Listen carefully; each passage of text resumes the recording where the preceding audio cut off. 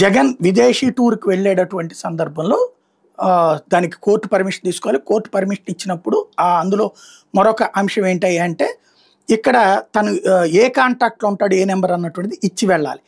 అయితే ఈ వ్యవహారంలో జగన్ అక్రమాస్తుల కేసులో ఈ వ్యవహారం ఉంది. సొంత ఫోన్ ఇవ్వకుండా విదేశీ పర్యటనకు వెళ్ళినట్టు వెలుగులోకి వచ్చిందట. జగన్ ఇటీవల యూరోప్ వెళ్ళబోయే ముందు అంటే బ్రిటన్కి వెళ్ళాడు తన కుమార్తె దగ్గరికి.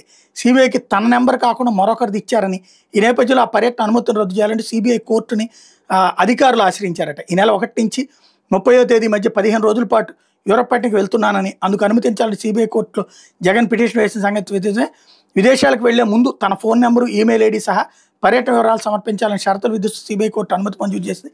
ఈ మేరకు జగన్ ఇచ్చినటువంటి ఫోన్ నెంబర్ తనది కాదని సిబిఐ పరిశీలనలో తేలింది. బెయిల్ షరతులను ఉల్లంఘించి జగన్ తీరును కోర్టు దృష్టికి సిబిఐ తీసుకెళ్లింది. వేరే నెంబర్ సమర్పించడంపై అభ్యంతరం వ్యక్తం చేసింది. ఆయన పర్యటనకి ఇచ్చిన అనుమతిని రద్దుపరచాలంటే హైదరాబాద్ సిబిఐ ప్రధాన న్యాయస్థానంలో సిబిఐ మెమో దాఖలు చేసింది. మెమోపై న్యాయమూర్తి డాక్టర్ టి రఘురామ్ ఇటీవల విచారణ చేపట్టారు. షరతుల ప్రకారం ఫోన్ నెంబర్ సమర్పించకపోవడంపై కౌంటర్ దాఖలు చేయాలని జగన్ తరపు న్యాయవాది అశోక్ రెడ్డిని ఆదేశించారు.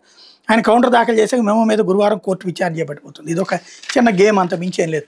అక్కడ జగన్ పేరుతో రిజిస్టర్ అయిన నెంబరే ఇవ్వాలని ఏమి ఉండదు. అక్కడ ఉన్నటువంటి నెంబర్ ఏ నెంబర్లో అందుబాటులో ఉంటాడో అక్కడ ఉన్నటువంటి తనకు సంబంధించిన ఎవరో నెంబర్ తీసిస్తారు. తను ఏ నెంబర్లో అందుబాటులో ఉంటాడో తెలియాలి తప్పించి ఆ జగన్ పేరుతో రిజిస్టర్ కాలేదన్నటువంటిది ఒక సాకు. మేబీ సిబిఐ మీద ఒత్తిడి తెచ్చి ఇది జయించుంటారు.